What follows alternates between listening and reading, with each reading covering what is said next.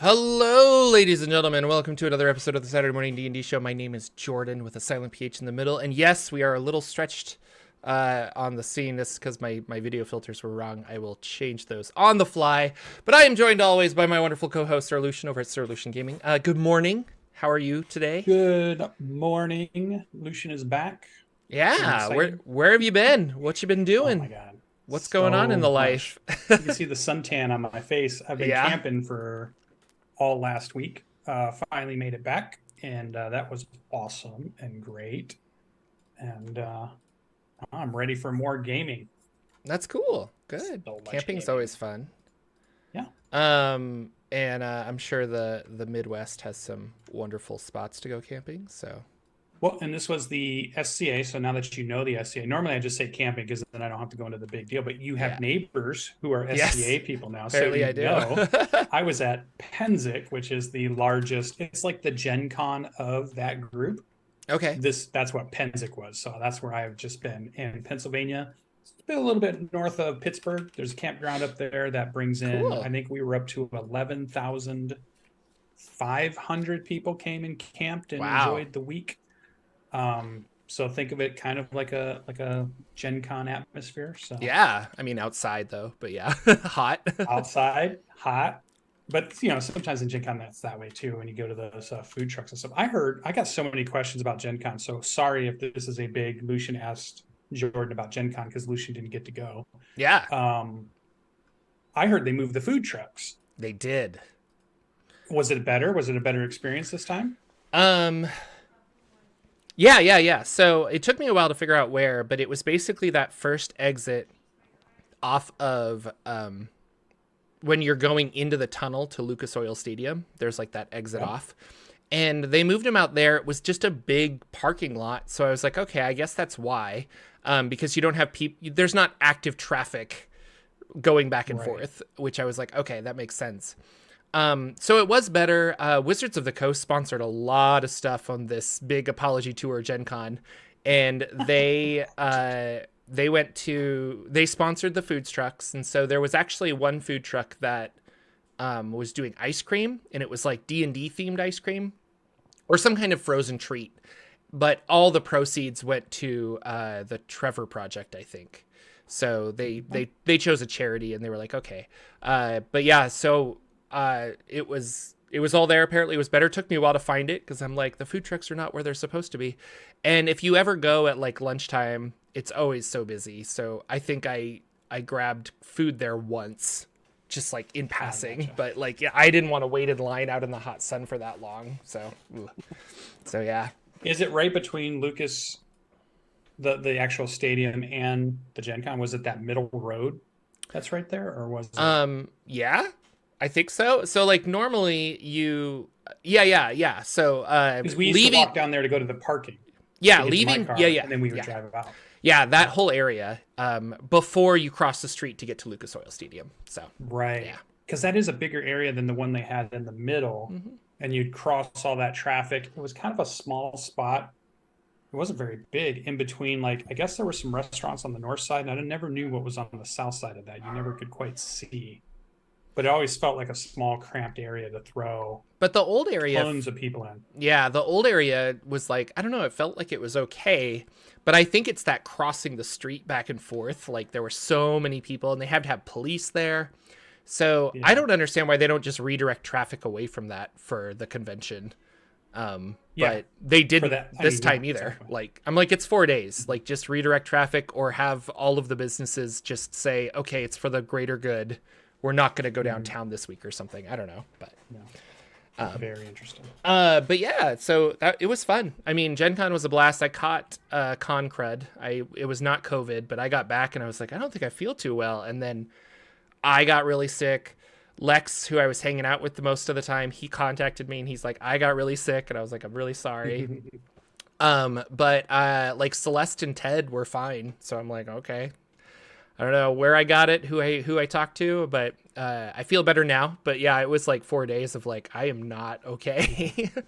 It was kind of nice coming back the year before we went. We were worried about COVID, but we did wear masks that whole time. And I didn't get the crud, which is you do usually get like a low grade cold. It's strep. because you're probably talking a lot. You're going into that cold AC, going back outside. You're in close proximity, but usually it's just like a minor cold or just like your throat sounds a little weird for those couple of days you're back. I But think it was. when we did the mass, it didn't. Yeah, I don't know if it was masks so much, but I shook hands with a lot of people and took photos and stuff with people because I was recognized a lot more. And I was like, and towards the end of the con, a lot of people were like, "Oh, I like fist bump. I don't do that." And I was like, "Oh, that's right. I need to do that." Like that's a way better situational, like, or to handle this situation. Like, I don't know. So, but I didn't go to a lot of cons. I've never done. And so, yeah, I was like, okay, but you know, I live and learn, and I'm not dead, but no, I had a blast. Like Devin from Start Playing Games, he did a big party and we went to that, and I saw the dungeon dudes and tried to like introduce myself. They weren't super interested in talking to me, but not because they're rude, just they had like a lot of people and they were co-organizing this event, and I was like, okay. So I kind of said hi. I ran into the dungeon coach. We had him on the show, and he's working on his own D20 system. So he did a playthrough of that with me and a couple other people. And I was like, oh, this is fun. Actually, I have a lot of thoughts on that game, but I won't necessarily get into them today because I don't know how much he wants out in the open in his like early alpha of a game he's making. But yeah, we had a good time. Like lots of running around. Had dinner with LB and Lauren, and that was fun. Yeah. And then what games did you sign up for that you played like during the day? So I signed up for a kids on or teens in space game, and I wasn't able to make it because I ended up going to the Planescape thing instead. So there were Wizards of the Coast things that got super sold out really fast, and then later on I got a message from the Wizards of the Coast, like PR person, and she was like, just if you want to come, like we want to make sure influencers can get in there. And I'm like, oh, you know who I am. Like, this is amazing. And so like, they're like, if you want to come, just show up a little early. I'll be there and we'll just let you in. And I was like, okay. So I ended up not going to the rules changing one or the Book of Many Things, which I kind of wish I had gone to the Book of Many Things, but I did go to the Planescape because that was what I was most excited for. And it was right after the AI art scandal came out. And so as we sat down, they said, we will not be taking questions because we want, well, no, they didn't say why, but they're like, we're not taking questions because we just have so much to tell you. And I totally scoffed. I was just like, yeah, right, I bet. And it was so dry and boring. And they just like had these pre-programmed answers to talk about Planescape. They didn't offer us anything new. They just showcased some art and said that it primarily is going to take place in the Outlands, which I was excited for because the Outlands are, in the original Planescape setting, the least touched of all of Planescape. Like Sigil is very heavily defined. The Outer Planes are heavily defined in all of the books that they've come out with. But the Outlands are always this like, yeah, they're there, and here's some gate towns, and it's literally one book, and it's not like there's no adventures there. There's no like plot hooks or seeds. It literally is just like, here's how the Outlands work. I don't know. So if they're defining that more and having like a really cool adventure and making the Outlands mean something, I was like, well, that's actually really cool. Like I can get behind that 100%. So we'll wait and see. But apparently, like Ted came back from the Book of Many Things panel, and he's like, this is going to be the best book ever made. Not ever made, but like this will be the book of the year, because not only is it the deck of many things with expanded cards, but every card has like a corresponding section of the book to instruct the dungeon master, like, okay, they pulled this card, here's how you can use it in your game. So notoriously, from my point of view, the deck of many things has always been the campaign ender. Like, we pull cards, oh my gosh, you're stuck in the Nether Realm, a devil's chasing you, you're wealthy and own a castle now. I think our game's done, guys. Like, I don't know how to follow this up.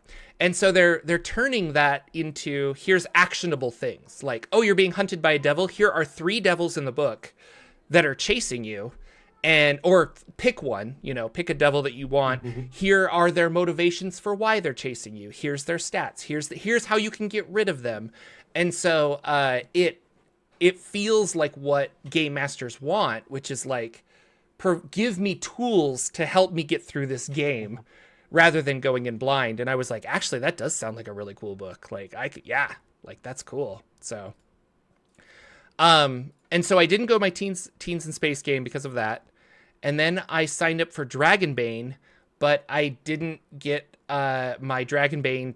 I didn't get my tickets in time, which is really sad because the line was too long and I should have done it the night before, but I was tired and I couldn't get into my Airbnb. So I didn't actually have the tickets in my hand, but I got it lucked out because Ted organized a Dragonbane thing on Sunday. And so I ended up coming back to the con on Sunday, and there's this guy and he goes by Mr. Dragonbane. Apparently he's ran the most amount of Dragonbane ever. Like, he doesn't work for Free League. He's just a big fan of the game, and he's run over like 200 sessions. Like, I don't really know. So he was our DM, and that was really cool. And so we had pre-generated characters, and we ran through that. I want to make a video on it later, but like everyone loved the game except me. And I think it's because I didn't like my character. Like, I chose this dwarf ranger, and I was all excited. But the more we started doing things, I realized I didn't have abilities that really helped. So it's like either Dwarf Ranger is not a good combination and didn't really work well, or the Ranger is not the class for me, maybe. I'm not really sure. So I didn't super enjoy it as much as everyone else at the table. But I mean, I still had fun. Like, it's not a bad game by any means. Like, I think it's really well designed and stuff. It's just I think it was my character. I'm like, I don't really know what I'm doing. So Very cool. That would be one I would definitely have signed up for, because once I got the box set and I was reading through it, it just looked really good. It read really well through the system. And I was like, that'd be one I'd love to sign up for and just see how it's ran and see how the game kind of plays. Yeah. And that was me too. That was the big thing, because the Kickstarter was fulfilling. They had copies galore at Gen Con, like the whole... that's Free League. Yeah. So Free League was like, here's all of our Vaesen stuff, and here's our alien section, and here's our Dragonborn section, or Dragonbane section right here at the top. And then in the back, they're like, oh yeah, and we've got Tales of the Loop and Symbarium, and there are other games, but like they knew really good games. What was like, this is going to sell. So they had this huge thing in the top. And it was cool. Vaesen won a lot of awards. Free League won a lot of awards in general. But Vaesen won a lot of Ennies, and it showed. Like, they went in very confident, and they had books all over the place. So yeah. It's a beautiful book to look through. I haven't read through but I was looking through some of the artwork and some of the demo pages that they had, and it looks really good. No, I played Vaesen. It's really fun. DM Nathan, like before it got really popular, he picked it up and was like, I think I love this game, and we played through it, and I'm like, I super love it. Like, I would play this full time for a long time. Like, the world was cool, the character system was cool, and I think that's the biggest charm of a lot of Free League games, is like the worlds are just so familiar but new, if that makes sense, And Dragonbane was kind of similar, where it's like, okay, it's like a fantasy familiar thing, but you also have these like this sounds kind of tropey to just throw it in, but I was like, you have duck people and you have wolf people and stuff, but like they all interact kind of differently. And the whole world so far of Dragonbane is just this like one valley that you play in, so it's very obtainable. Like I talk about the importance of the Forgotten Realms, and it's like, I do love the realms, but that is unobtainable, because you're like, this is what is happening in the Far East, I don't even know, and the fact that like the map is just this letter size piece of paper, there you go, like, where do you want to go, and then you can define it from there. But so there's good and bad, pros and cons to both. But did you see anything new that you didn't expect to see there, or something new that you were like, oh, I've got to have this, or oh wow, look at this? Like, remember when we went and we saw the alchemy booth? I remember from the year before, we were like, whoa, look at this thing. Really good presentation. We went there a couple of times. Any games or any booth presences that surprised you? I'm trying to think of anything that super surprised me. I didn't have a lot of space to buy things and take them home, so I got my Darkest House Money cookbook because I wanted that. But I think I follow the news pretty good, that there was nothing like super shocking. I Nothing ran different? into the guy who wrote the RPG Lumen, and Lumen is a Creative Commons RPG, and he uses that system to make like 17 other kinds of games. And so you yourself could go to itch.io and buy and get a copy of Lumen for free and make your own Lumen game. So I think that was really fun because I wasn't expecting to run into him. And I was like, "Oh, you make Lumen games?" And he's like, "Well, I made Lumen." And I was like, "Oh my gosh!" Like, hi. And so, so that was really fun. Yeah, it's really, I don't know. It was good overall. Like Gen Con was amazing as usual. So, I went to Sounds like the big Modifius thing. and I saw Oh, the Star Trek Lower Decks book, and I was like, "Oh, I gotta get that." I was like, I'll yes. like reassess if I have enough room." And then I went back the next day and it was completely sold out. And I was like, "Oh, dang it." But I can get that Still later love if I need to. Modifius. And it's probably for the best because I was like jumping on my suitcase to get it closed so I could get home with all the stuff that I bought. And I didn't even buy that many things, but I was like, "Oh, I got too much stuff." So part of me was Yeah, I like, feel should like I just leave some of my dirty clothes and like I'll Exactly. buy new I can clothes buy when I new get ones. home? Like, I don't know. I don't need these socks. I can get a whole bag of socks for like $8. Yeah. It seemed like as I was watching, because what I loved about Twitter was that as soon as Gen Con hit, I was seeing all my people that normally are posting stuff and pictures, so I could, pseudo be there and go, oh, they're looking at this cool booth, or oh, look at there, they're doing this thing. So that was really cool, and you can kind of keep up with it. But it seemed like everybody was super excited about Lorcana, which I had not even heard of before Yeah. that hit. So I didn't even know what was going on with that. Actually, when you asked me like if I was surprised by anything, I was surprised by Lorcana. Like I know Disney's popular, but Disney's not really popular for me. Like cause a And trample popular. but yeah, Exactly, it yeah. and that was poor organization on Gen Con's fault Yeah. apparently. But yeah, people had paid a lot of money to get into this line to be the first to get Lorcana cards. And for those of you who don't know, Lorcana is it's the Magic the Gathering Disney is really what it is. It's a collectible card game. I've actually watched how it's played because I was curious, and it feels very Magic the Gathering. You're tapping creatures for ink, and then you use that ink to play other cards, and those cards do things, and you're trying to collect lore points, and the first person to get to 20 wins. So the game is like, play cards, strategize, and then every deck's different because every card's different. And I don't know, there was just it was so popular. And there was I got out of something and I'm like, I turned to some random person, I'm like, what is this line for?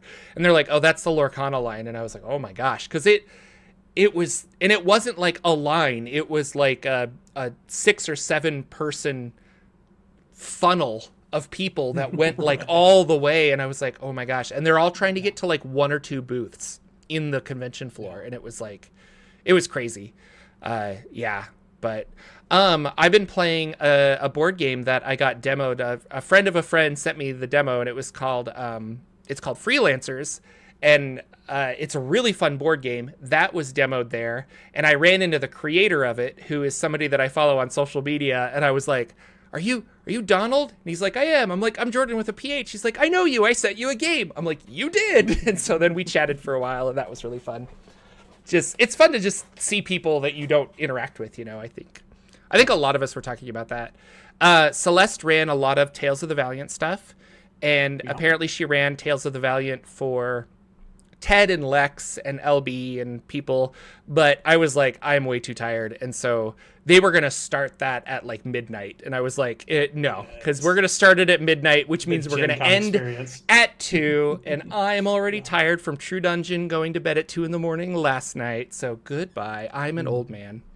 So yeah. I'm waiting for the year that Lex does his own booth, because he's got enough games at this point that he could just go to a booth, have a bunch of books printed out, and just start selling like crazy. Maybe all the stuff he's done. we could walk by a Lex booth and be like, Lex, what are you doing behind the booth? Like 5B and all the other stuff that he's been working on. So he's got stuff. He's always writing more too. I don't know. Oh. That'd be cool. But yeah, cool. We missed you. It would have been fun to see you there, obviously. But yeah, I tried to finagle a day, but when my wife got sick, the week before, to the point that I thought I was canceling everything because it looked dire at that point. And then it just, by Thursday, it cleared up. Friday, tentatively, we're like, is this going to work? Or is everything seems normal? We're back to normal. Okay, I'm going to go, but we'll see how this goes. And then, yeah, it just all turned out fine after the fact. But my plan had been to go Thursday to Gen Con, stay there all day, and then leave for the camping trip on Friday. But I just kind of didn't get it to work. So you might have been that might have been overdoing it too. Like you probably, I'm sure of it. Yeah, you probably would have got to camping and been like, I don't want to see anybody. Terrible. Yeah, it would have been terrible. But I heard Thursday was one of the most busy days, which normally I think it was because of Lorcana, because it changes. Yeah, but yeah, sometimes that early day is not quite as busy as you would say, like a Friday or Saturday when the big weekend crowds start to show up. But it seems like people had planned more this year to be there on that first day, and that first day was slammed from what I heard. Yeah, 100% slammed. It was crazy.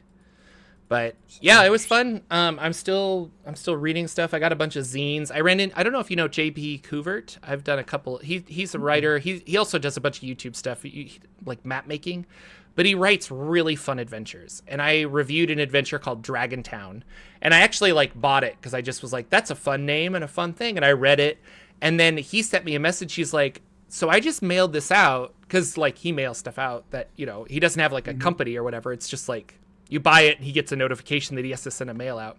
And he's like, are you this Jordan? I'm like, I am. And then he sent me a whole bunch more stuff because he knew who I was. And I was like, oh, well, that's fine. So I ran into him and we chatted for a while. He's super cool. It was really funny because he kept trying to give us, me and Lex, he kept trying to give us stuff. He's like, oh, well, I have these zines. And I'm like, I already bought this from you. And he's like, oh, okay, I have this one. I'm like, I bought this from you too. And we were laughing about how it's like, your stuff's too good. You can't just give it away. But he ended up giving me some system neutral, like old NES game fantasy, like a mini one shot that he wrote. And so I have those and I haven't read through them yet, but just, he does all the art too. And it's super fun. Like he's really cool. That's cool. Ben from Questing Beast was there. I ran into him and that was fun. And Kelsey, who wrote Shadow Dark, and Professor Dungeon Master. We all just hung out for a while. Did you see Nate? You bumped into Nate? No, WASD20 Nate was not at Gen Con, I don't think, this year. So cool. Some of the YouTubers that I really looked up to as a kid, YouTubers I looked up to like 5 years ago when I was making YouTube. But the reasons I started my YouTube channel was people like Nate and Matt Click, and WebMD. WebDM boys. I couldn't think their name all of a sudden. And Nate's still kind of making stuff. Matt has transitioned into like writing, and the WebDM boys, I'm not sure what happened after their Kickstarter, but like, they're not making content anymore. And it's kind of weird, but there's a whole new flux of people. Like I ran into this guy and he's like, yeah, I've almost got 100,000 subscribers. And he's the DM D4 or D4 Deep. I think it's D4 Deep Dive. And I'm like, I feel bad because I probably have seen you on a thumbnail, but I don't think I've ever watched your videos. But he's like doing really well and he's like, popular. And I was like, that's awesome. So, but very cool. Yeah. So I don't know. That's Gen Con. We could talk about it for hours, I guess, but there's other stuff to talk about too. Well, those were my main questions, were the big ones. And then for sure, the big plan is to go back next year. Yeah. So I can't wait. I'm already excited. I need to recover, I think, because right now if they're like, yeah, are you going to buy your ticket for next year? I'm like, ooh, I need to think about it. But like, I'm sure I'll be more energized for it because it was exhausting. But and I have like so many books to read. But something that prevents all of my reading of books is Baldur's Gate 3, which I'll get into in a little bit. But this is our 250th episode. I thought that was kind of cool. I didn't really put it together until yesterday when I was writing up some of our notes. I'm like, that's awesome. So yeah, there you go. Here's to 250 episodes, Mr. Lucian. That's pretty awesome. Yay. Cloudbreaker Alliance was a Kickstarter that you were very excited about. I actually had forgotten about it, and then you playtested, yeah, and then I saw it pop up. So I assume you have backed this, but it is funded, I believe. Yeah. Oh yeah, it Yeah. funded pretty early. CJ's been doing a great job marketing it and getting it out there. He runs demo games constantly on his channel that he set up for, and Yeah. he's got like a Discord channel for it. He's got his YouTube channel. If you want to get involved, you could just go to his YouTube channel, and all the links are usually in the videos that are related to Cloudbreaker Alliance, and you can see all the you can get the documentation for some of the early documents that he created for the playtest stuff material, and now it's funded, so it's going to get out there, and it's really cool because CJ is just one of those. He's one of the creators, like you said, 5 years ago, I had stumbled on his awesome YouTube channel, and he was doing something super unique. He was teaching Dungeons and Dragons, but doing it with like a cool animated thing that he had put together. He had cool, interesting stories because he lives in Australia, but he is of Japanese descent too, and he's big into understanding the different cultural differences that D&D has in other countries besides just like say the US. Yeah. And so it was interesting listening to like their stories of games and some of the stuff they did. And so I've always followed him. And then when he said he was making Cloudbreaker Alliance, which reminded me of like a Final Fantasy style Super Nintendo kind of game, I was like, oh, this sounds really cool. The artwork's great.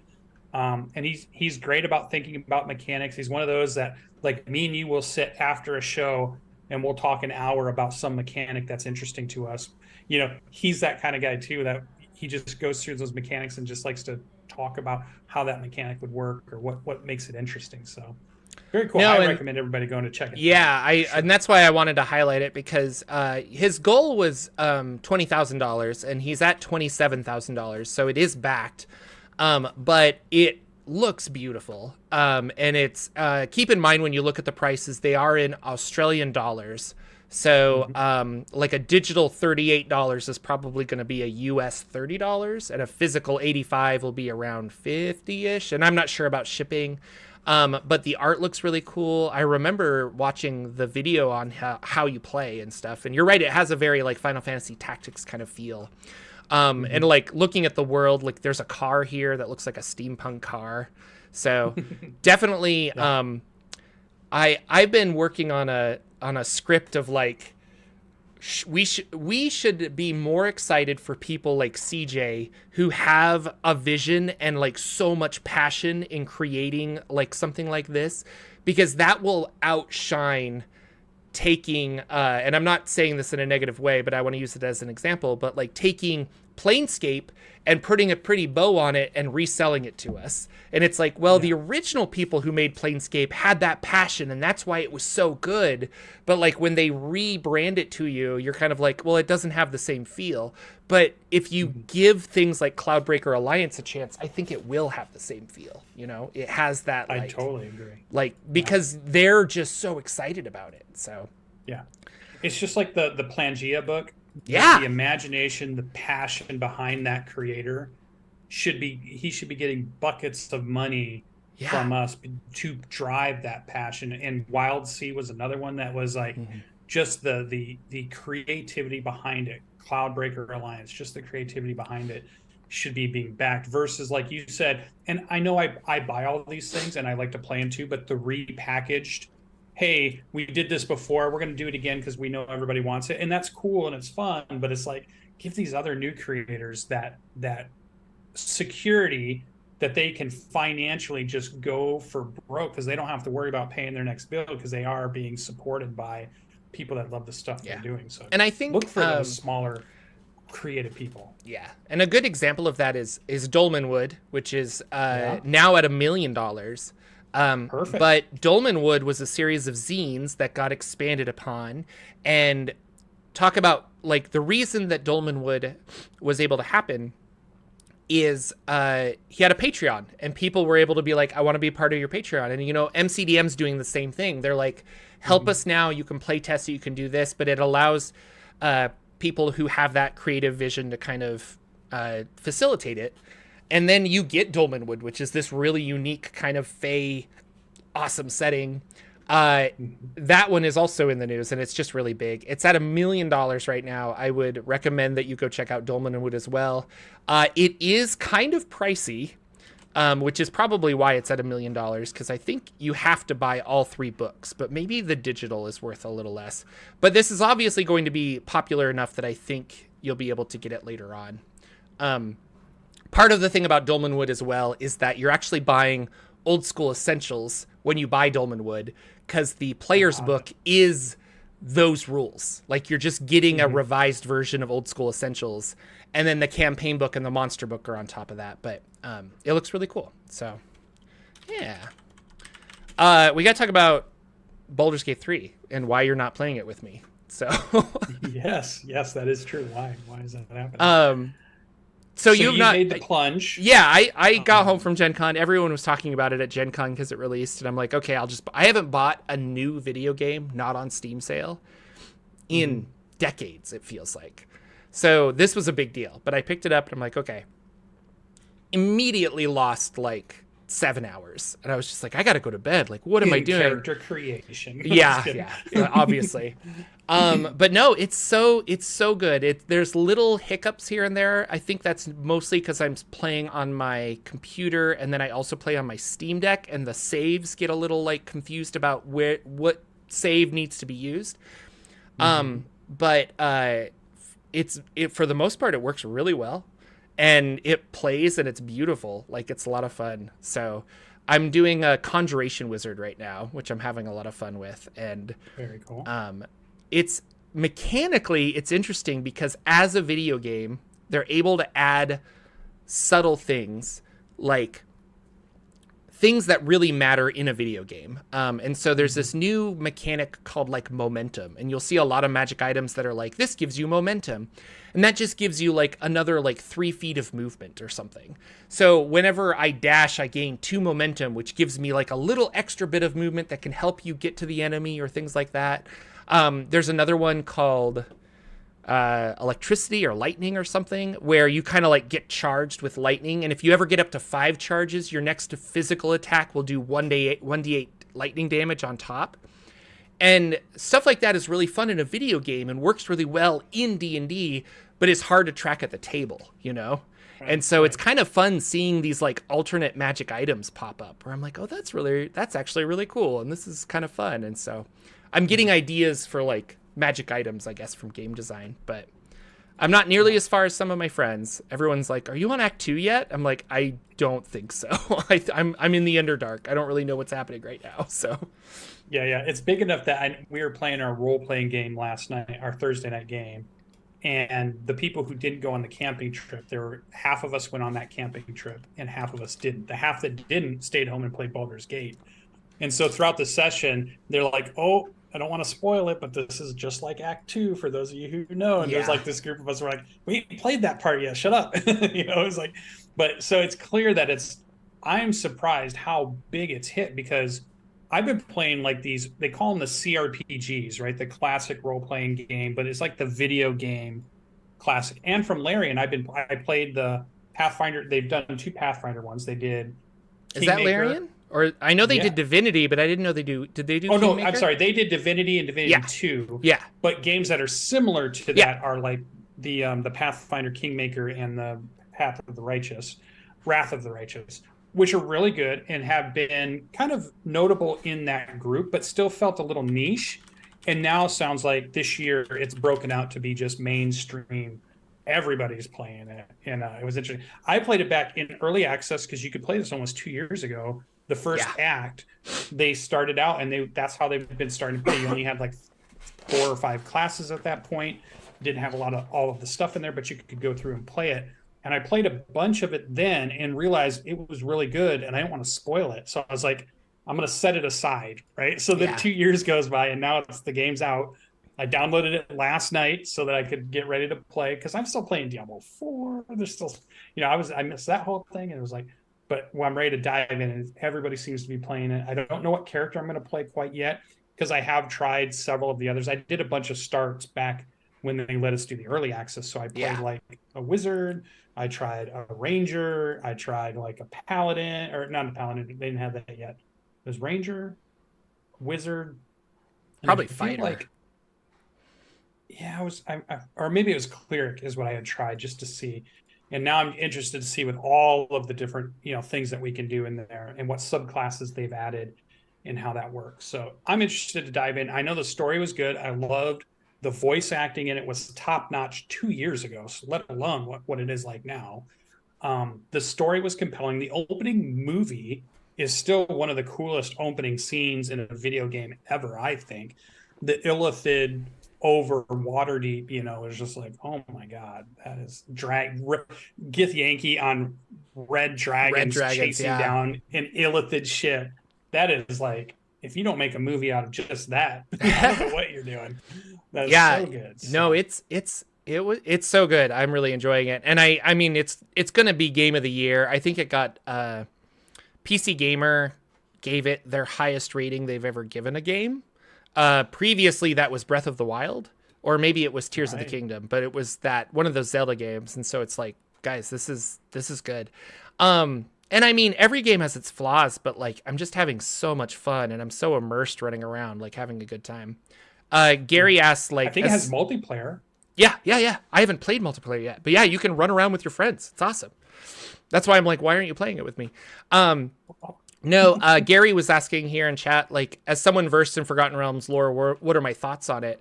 I just got an achievement last night playing of, hey, you've read 100 books. And so, like, I love it. Like, I'm going around anytime I find, like, a scrap of paper, I'm like, oh, I got to read it. Like, what is it? And there's all these, I mean, obviously, if you've played the intro and stuff, there's a character who's a cleric of Shar. So there's a lot of lore on Shar and Selune, and there's a lot of lore on the Githyanki, obviously, because you have a Githyanki in your party. So I'm really, really liking it. And now that I got into the Underdark, there's like some Lolth stuff and Drow things going on. Speak with Dead is one of my favorite spells because I can get more information out of people. And I'm like, it's really fun. So, I mean, and yeah, like this is what I'm talking about though. Like, I love the lore of D&D. And so if you make a really good game, like the world is there, and they tried to do this before with, Sword Coast Legends, which was a game that just flopped, and I was really disappointed with it. But at the same time, they did like a superficial kind of like story. I think the biggest thing in that game was Themberchad, who was in the movie, is in that game. But it was kind of like, you didn't really, I don't know, they just didn't make a good game. But like, they did a Tomb of Annihilation style one of that same thing, and it didn't hit. I tried playing both. Well, that was based on the board game. Yeah, that was based on the. But yeah, you're right. It's kind of the same thing, and so. I don't know. It's like when you take much like the movie, like the D&D movie took the lore very seriously. I shouldn't say the lore, but just like they made the world real and important, and that shines in the movie. And this is kind of the same thing. So it's fun. Like I'm actually really enjoying it, picking up little things here and there. And I'm like, oh, you don't know about that. And lots of nods to the past. Of D&D, like the distant past of Forgotten Realms. So it's really cool. Are you getting I got the itch to want to play it with different characters too. Like I was like, oh, this is cool with the character I'm playing with, but I wonder what it would play like if I was the druid, or I wonder what it would do, like, are you getting that itch? I'm being kind of a good wizard right now, but I was like, definitely on my next playthrough, I'm going to be like a shadowy rogue. And I'm going to really focus on like, I just want to focus in a new direction. I guess I don't want to say any spoilers because I'm really enjoying going through the game, and I'm not that far, but I also just don't want to talk about spoilers. But yeah, I'm being a very good wizard right now, and I definitely want to replay it as like a sneaky rogue. I think that would be a lot of fun, and just focus on like loot and like what can you do for me, as opposed to like helping you out of the goodness of my heart kind of a thing. So right. Very cool. Super fun. Yeah, we're not hey, welcome to the Baldur's Gate channel. Anyway, I don't know much about Shadow of the Weird Wizard. This is a Kickstarter that came out, but I know that Shadow of the Demon Lord is a very popular game by one of the people who helped write 5e, but he left Wizards and started using some of those mechanics in his own game called Shadow of the Demon Lord. Shadow of the Demon Lord also has a lot of M for mature rated stuff in it. So a lot of people are excited about this because it's like, well, Shadow of the Demon Lord, great game.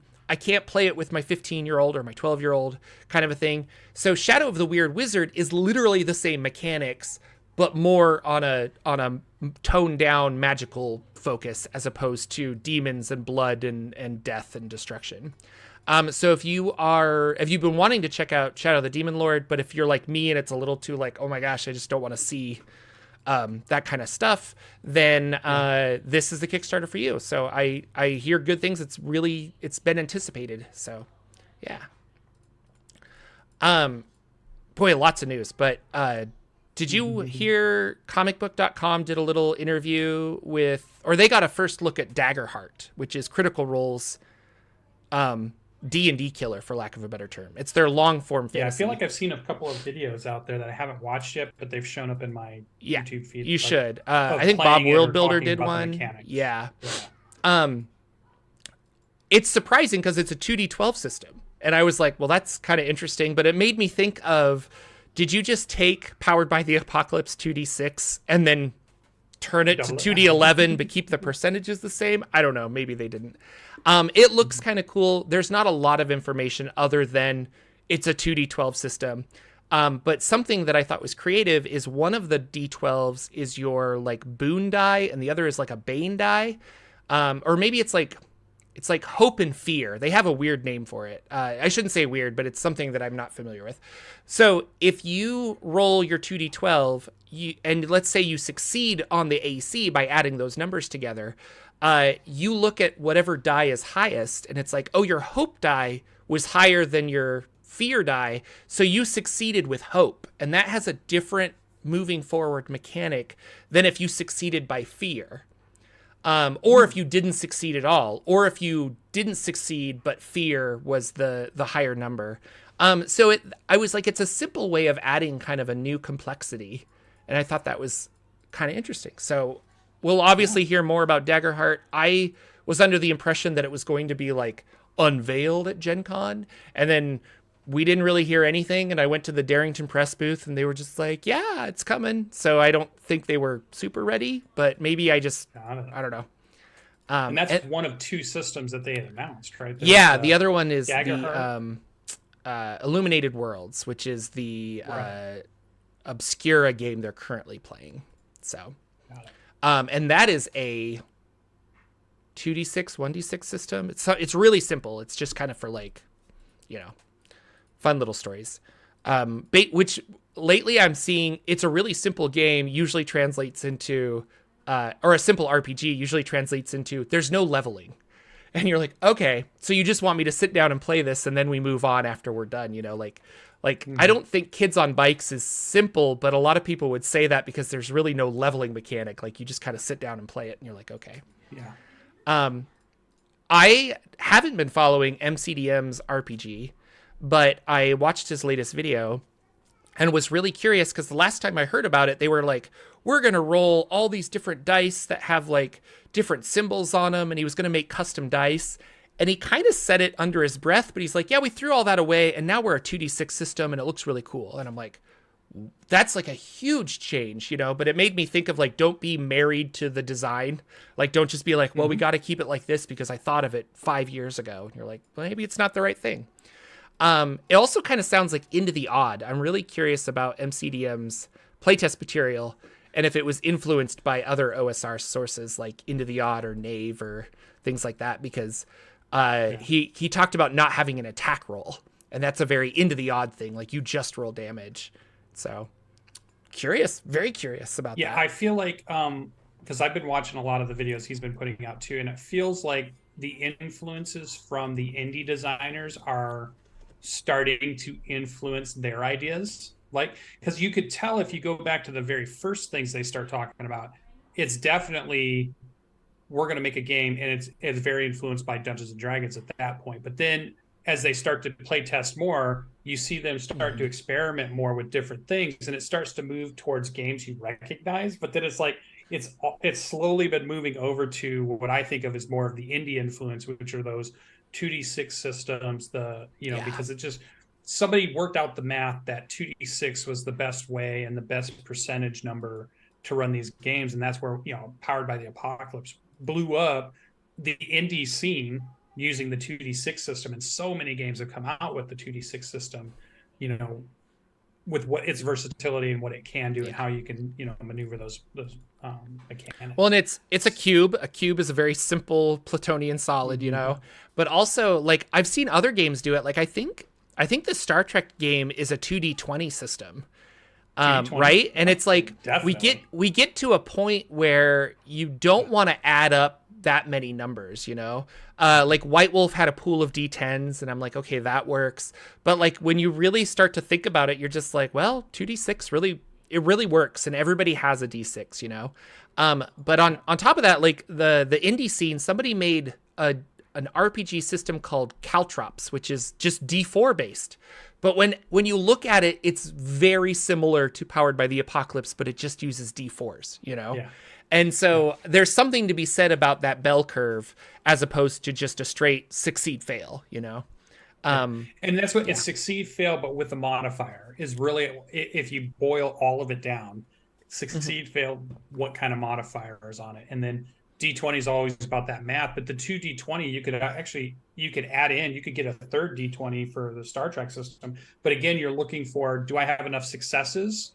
And do I have a success with like a momentum, or do I have a success with a drawback? So it's always still whatever you're using. It still kind of turns into success fail with some type of modifier to help you tell the story of what's going on. So keep hitting the mic today. No, I mean, I'm a big fan of mechanics. Like I find that. I mean, how many have you gone through right now? Yeah.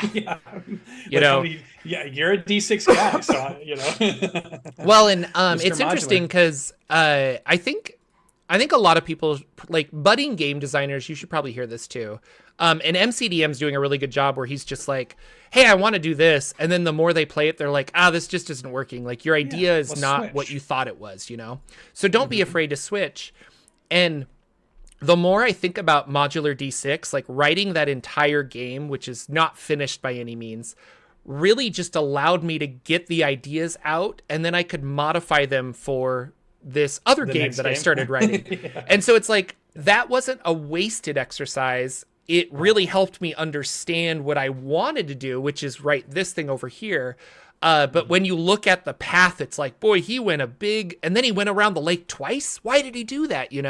But it's like, you had to do that in order to get to where you are. So, don't be like, I wouldn't write something being like, I'm going to publish this. This is so cool. Just like write it and then see where it takes you, I guess, play around with those mechanics. Cause the more I like it, I really like Tolv, but there's, which is my D12 system that I was playing around with. But like even Tolv, there are big problems when I start like adding these two things together. And I'm like, oh, so like maybe it'll be a D20 system at some time, and it's no longer a D12 system. Like I liked that idea, but like who knows? Like there's a reason people use D20s. So, and the end goal is it needs to be something that when you play it for 3 or 4 hours, it's fun. Yeah. Through all the things that happen in that 2 or 3 hours, and then you have the thing that you can publish when you can finally say, yeah, we did 2 or 3 hours of that, and all these pieces were fun, and all these things were working, and I can't wait to play the next week. Boom, you have your game. Now you're ready. Yeah. Real quick, I wanted to say that Drive-Thru RPG is having a cosmic horror sale. So there's like 25% off a lot of cosmic horror, but most importantly, Delta Green is on there. Obviously Call of Cthulhu, but there's Delta Green. It's a big banner at the top. It's another 11 days, but the Alien franchise, Delta Green, Call of Cthulhu. The Call of Cthulhu starter set, $7.50 right now. So Chronicles of Darkness, lots of good stuff on here. And I really enjoy the system neutral Cthulhu alphabet book by Goodman Games. I think that's on here for sale too. And that's just a fun one if you want to run cosmic horror. It's the Cthulhu alphabet. So you'll go through and you're like, I don't know, like B is for bodies, or C is for cult or something. But it has like random tables to help you be inspired with whatever game you want to run. I feel like, so. did somebody run you in a game of one of the Cthulhu style games? Yeah, I went to my local game store for the Friday night quick shots, and I was like signed up for Call of Cthulhu, and I asked her, I was like, is this like the game? Like, this is your game. Like, you don't really play a lot of other things. And she's like, 100%. Like, I love Call of Cthulhu. Like, I will play other games, but I really just run this because I love it so much. And so I finally got my wish, right? Like, I'm always like, I want to find that person who loves Call of Cthulhu to really show me why this is cool, you know? Yeah. Not that I don't believe you, I just don't know how to interpret it. And I had a blast. Like, I was like, no, this is a cool system. It's a cool thing. Like, I can see why you like Delta Green now, because I didn't really understand, but it's the Call of Cthulhu system, but without Call of Cthulhu. And so you kind of, and I was like, oh, okay.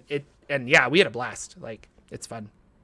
Yeah, there's something interesting about modern day tapped on with the weird, tapped on with the supernatural, tapped on because you can imagine that the best. Yes, we can imagine a fantasy world. Yes, we can imagine a sci-fi world. But the best thing our brains are for, they can really imagine a modern world that has some weird twist to it. Like, we are so ready to believe in that and embody that character that when I played my first Delta Green game, I was like, whoa, this is eye-opening how fun this was for being such a modern day, modern style game that you would think, we live in the modern times. There's no fun. We don't have dragons or we don't have spaceships, but yet it was a lot of fun. Well, and you're not a superhero, right? In Delta Green, just like Call of Cthulhu, you're like, I'm this guy. And I also look at that and I'm like, is that fun? But like, it is. Like, you'd be surprised because I was a U.S. Marshal and I was just like, this is so good. Ultimately, the story is fun, but I think an X-Files game with Delta Green or a Men in Black game. I know Men in Black is silly, like the movies, but like, you could play it more like serious. Like, we're here to protect the world, and I'm a guy with a pistol. Like, I think that could be a lot of fun. So, and like Monster of the Week, I played a UPS driver, and it was fun. It was great. Yeah, and that's another great system for just like, well, you can kind of be superhero-y in that, but like, you can take it to whatever extremes. Yeah, I think that's my favorite though, because you were the guy that was just like generic guy, and it was so fun. But you had a weird abilities, like stumble upon a clue, like, didn't you? Like, it was all the like, Xander of the Buffy stuff that the normal guy would fall into. And I always imagine him just the big bushy mustache from guy who's your UPS driver, or like the guy they had in Deadpool, where they're jumping out of the plane, and he's just the normal Peter guy. And he's just a regular guy. That's like him. I was just like, that was the perfect person for that. It's so fun to play something like that with everybody else that was like crazy cool, interesting characters that you guys had all made, and then it was just the normal person. It was just so good. Grinar says it's kids on bikes but for grown-ups, and somebody when we were talking about Delta Green, they called it like adults in cars, basically, and I was like, that tracks, trying to solve the weird of your town. But it sold me on the picture, which is a Huey helicopter from Vietnam flying over a jungle scene, and a Cthulhu-style creature bursting out of the canopy. And I was like, oh my God, I got to play this. What is this? What is going on in this scene? I need to be there. So, very cool. And it goes into those great movies that we love, like Evolution. It's that's the game you can play in that style of the system. The Everyday Hero system, which is another one I backed Kickstarted because it was all about everyday people in weird situations, right? Or in some fantastical situation. Like, there's lots of cool things we can relate to that. So very cool. No, for sure. So I guess real quick, like personal stuff. I played a virtual True Dungeon because Celeste, Joe, Greg, and Ted, who I hung out with at Gen Con, were like, we did a True Dungeon there, and they're like, you should try the virtual. So I signed up for it, and we had a lot of fun. I'm not sure it's for me. We'll see if I like the in-person ones because we're like playing with stuff. But there's a crowd that loves that. I just don't know if I'm in that crowd. And that's kind of the thing. It's not good or bad. There's a crowd that loves it. Celeste and Joe are just like, this is so much fun, and they love collecting the tokens. And I was just like, no, this is cool, but like, okay. But I will say we ran that game virtually with some really nice like veteran people who had all of the gear, and at the end, we were tallying up how many like tokens I get to get as prizes because we won, and it was like 5 or 6, and I was like, yeah, that sounds great. But then one of the guys is like, well, I have all these extra like plus treasure tokens. I'll let you like borrow them because you can share with other people in the group on the call. And I left with 23 tokens. So they're going to mail me 23 physical tokens as prizes. And I was like, holy cow. And it's all a random draw. So we'll see what I get. But it's still like, that was very nice of those people. It was kind of cool. So, and then I have been reading lots of Pangea and playing lots of Baldur's Gate 3. That's about it. So I think the future of D&D for me is smaller, single story things. Like I right now want to write a Pangea game of like 6 sessions and have it all plotted out before we start, and then find my players, schedule the time, and say, this will literally take 6 sessions. We're going to do it in a month. Let's do it. And then be done, and like, now I'm done with Pangea for a little bit. I keep starting games thinking that we need to just play eternally until the story comes to a natural conclusion, and right. I need to get out of that mindset, or I'm never gonna find a group, so it's like, no guys, I just need 6 people right now, let's go. So that's what I've kind of been working on, is I want to run a Pangea game, because the more I read that book, the more you can tell the love that went into it. So But what about Lucy? Build your excitement, Mr. Jordan, because I just finished typing up a post to 4 players who have asked me to run a game for them. And I have said, well, what kind of campaign do you want to play? Do you want to play a Drow in the Underdark campaign? No, I didn't put that one in there, but I know you would appreciate it. But I was like, here we go. This is going to be, I'm at that level of excitement now where you get, when you're about to start the campaign or a campaign, they're thinking about what system they want to play. I gave them a list of all the systems I have and I'm willing to play. And I've said, these ones I've played and it's no big deal. I can run these in the back of my head. Here's some new ones that I'm willing to learn with all of us all at the same time, but they're so cool. I want to play them. So if you're super interested in playing them, let me know. Like G.I. Joe and Transformers is on that list, and then like Pathfinder 2 is on that list, D&D 5e is on that list. And depending on what they're going to pick, so if they go old school and just pick D&D 5e, well, then I'm thinking about a Pangea campaign, or I'm thinking about the Cliff, or I'm thinking about, running them through some of those cool different 5e stuff that I've done before. Or if they pick Pathfinder, I'm looking at some of those campaigns that they have out there. We're also looking at maybe the Starfinder or the new Starfinder 2nd edition that they announced, maybe moving into those rules. Star Trek was on that list. So if they want to run the Star Trek, I'm already have a campaign that I am ready to play for that one. So it's like, I've given them a list and my brain is overflowing with ideas for every single piece on that list. So now I'm letting them talk amongst themselves to figure out what game they really want to play as a group. And then we're going to play this game and play a campaign. And I'm thinking also along the lines of start with something that is limited at first, just to see that the chemistry is there, that everybody's having fun, it's the right system, everybody picked what they thought they wanted. So maybe a 5 or 6 kind of, like you said, session storyline, play through it. And at the end of that, say, okay, are we having so much fun this really can carry on? Or, hey, this was fun, but now that we kind of know what's going on, or we know who we're playing with, or we know what's going on, now this would be the interesting thing, and maybe we'll make a switch or a pivot.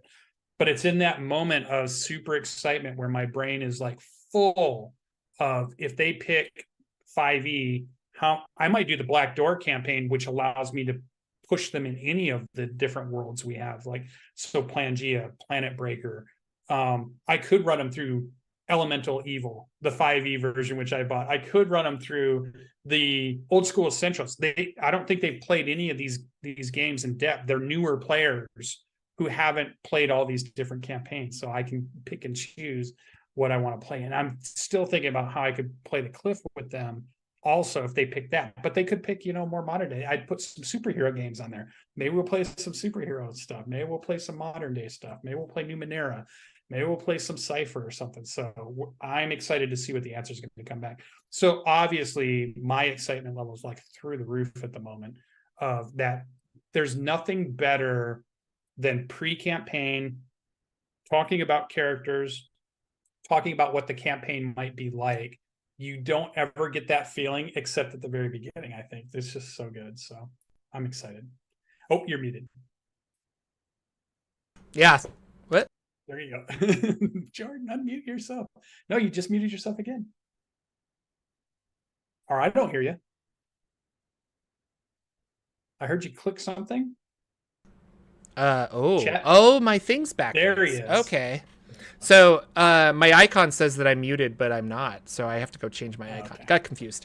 No, for sure. I love all of that like pre-game stuff, and it's so fun, and it's just fun to get excited about RPGs in general.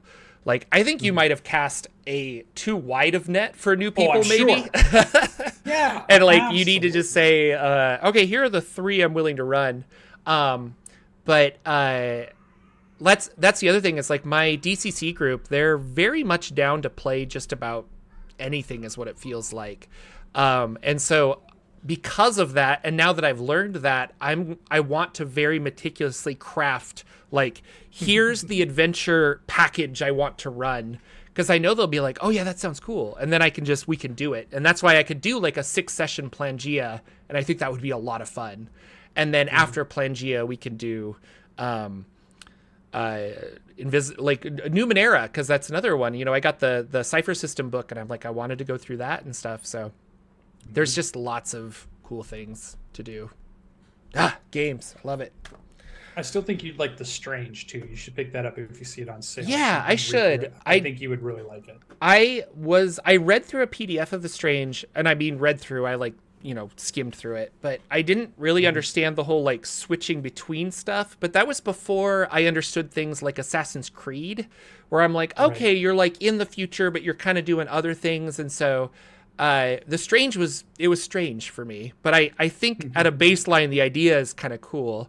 And that actually comes into this Monty cookbook I got, The Darkest House, where this is kind of its own rule system, and it has rules to pull any character from an RPG into it. So like I could take my 5e characters, my superhero characters, because as those characters are pulled in here, they're fundamentally changed, and the like physics of this house are different.